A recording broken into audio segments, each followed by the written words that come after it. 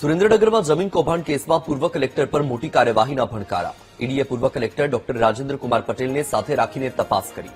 કોઈપણ ક્ષણે રાજેન્દ્ર પટેલની ધરપકડ થઈ શકે છે. સૂત્રો પાસેથી આ વિગત મળી છે. પૂર્વ કલેક્ટર ડોક્ટર રાજેન્દ્ર કુમાર પટેલને ઈડીએ ઉઠાવ્યા છે. પૂછપરછ ચાલી રહી છે. ડોક્ટર રાજેન્દ્ર પટેલને સાથે રાખીને ઈડીએ તપાસ કરી. સુરેન્દ્રનગરમાં સરકારી નિવાસ પર રાજેન્દ્ર પટેલની પૂછપરછ.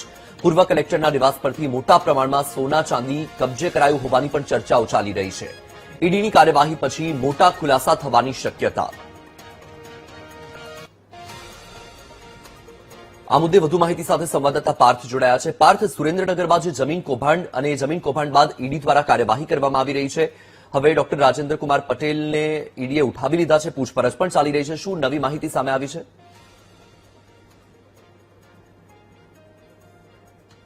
જી વત્સલ, જે રીતની વાત કરવામાં આવે તો સુરેન્દ્રનગરના કલેક્ટર ડોક્ટર રાજેન્દ્ર પટેલ કે જે 1500 કરોડ રૂપિયાના કૌભાંડમાં સમાયેલા છે, મોરીની ઈડી દ્વારા ધરપકડ કરવામાં આવી હતી. તેના 9 દિવસના રિમાન્ડમાં પણ અનેક નામ સામે આવ્યા છે. કલેક્ટરનું નામ પણ સામે આવ્યું હોવાની વાત સામે આવી છે.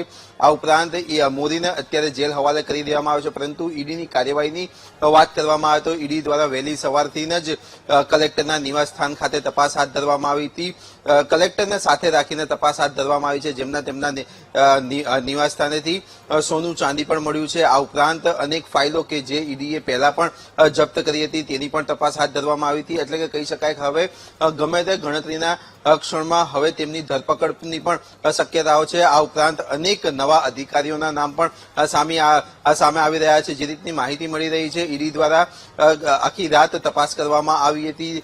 તપાસના અંતે અનેક કિંમતી ઘરેણાં, સોનું, ચાંદી, આ તમામ વસ્તુઓ તેમને અત્યારે તેમના નિવાસ સ્થાનેથી મળી છે. વાત કરવામાં આવે તો ઈડી દ્વારા હવે તેમને કોર્ટમાં રજૂ કરવાની પણ કામગીરી શરૂ કરવામાં આવી છે. એટલે કે કહી શકાય કે ધરપકડ કરીને ગમે ત્યારે તેઓને ઈડી કોર્ટમાં પણ હાજર કરી શકાય તેવી શક્યતાઓ પણ દર્શાઈ રહી છે. મહત્વની વાત કરવામાં આવે તો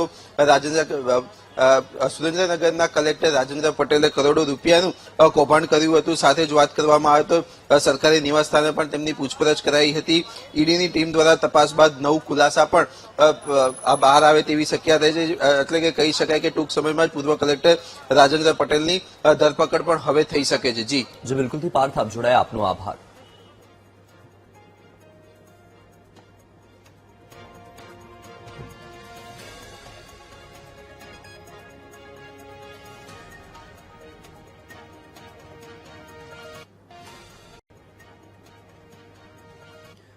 તો એક મહત્વપૂર્ણ સમાચાર. સુરેન્દ્રનગરના પૂર્વ કલેક્ટર ડોક્ટર રાજેન્દ્ર કુમાર પટેલની ધરપકડ કરવામાં આવી છે. જમીન કૌભાંડ કેસમાં ઈડી દ્વારા કાર્યવાહી કરવામાં આવી રહી છે. તપાસનો ધમધમાટ અને તેની વચ્ચે આ મહત્વના સમાચાર. સુરેન્દ્રનગરના પૂર્વ કલેક્ટર ડોક્ટર રાજેન્દ્ર કુમાર પટેલની ધરપકડ કરી લેવામાં આવી છે.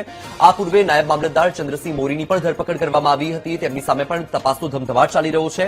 અને આ જે તમામ એક બાદ એક ખુલાસા થઈ રહ્યા છે તેની વચ્ચે એ સમાચાર પણ સામે આવ્યા હતા કે ડોક્ટર રાજેન્દ્ર કુમાર પટેલને ઈડીએ ઉઠાવી લીધા છે. તેમની પૂછપરછ ચાલી રહી છે અને તેમના નિવાસ સ્થાનેથી ચાંદી અને સોનું પણ મળી આવ્યું હોવાની ચર્ચાઓ હતી અને તેમની ધરપકડ થાય એ પ્રકારની પણ ચર્ચાઓ હતી. અને તેની વચ્ચે આ મહત્વપૂર્ણ સમાચાર સામે આવ્યા છે કે સુરેન્દ્રનગરના પૂર્વ કલેક્ટર ડોક્ટર રાજેન્દ્ર કુમાર પટેલની ધરપકડ કરી લેવામાં આવી છે. અને હવે આ ધરપકડ બાદ આગળની કાર્યવાહી શરૂ થશે, જેમાં પૂછપરછમાં હજુ પણ વધુ ખુલાસા થાય તેવી શક્યતાઓ જોવા મળી રહી છે. અન્ય કોઈ અધિકારીઓના નામ સામે આવે તેવી પણ શક્યતા. આ સાથે જ કેટલાક મહત્વપૂર્ણ જે ખુલાસા છે એ આ તપાસમાં થઈ શકે છે. તો સુરેન્દ્રનગર જમીન કૌભાંડ કેસ કે જે એ કેસમાં ઈડી દ્વારા સતત કાર્યવાહીનો ધમધમાટ ચલાવવામાં આવી રહ્યો છે. સતત એક બાદ એક નવા ખુલાસાઓ થઈ રહ્યા છે. કાર્યવાહી સતત ને સતત આગળ વધી રહી છે. રાજેન્દ્ર કુમાર પટેલની ધરપકડ કરી લેવામાં આવી છે અને આ ધરપકડ બાદ હવે આગળની કાર્યવાહીમાં મહત્વપૂર્ણ ખુલાસા થાય તેવી પણ શક્યતા. વધુ માહિતી મેળવીએ સંવાદદાતા પાર્થ. એક ચર્ચાઓ હતી, સૂત્રો પાસેથી વિગત પણ મળી રહી હતી કે રાજેન્દ્ર કુમાર પટેલની ધરપકડ કરવામાં આવી શકે અને આ રાજેન્દ્ર કુમાર પટેલની ધરપકડ કરી લેવામાં આવી છે. શું માહિતી?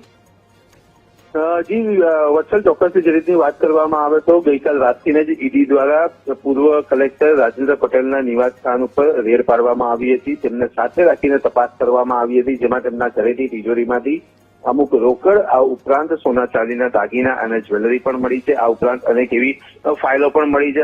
અનેક ચોક્કસ પુરાવા પણ મળ્યા છે. સાથે જ ઈડી પાસે પણ અમુક ચોક્કસ પુરાવા હોવાના કારણે તેમની સતત તપાસ કરવામાં આવી રહી હતી.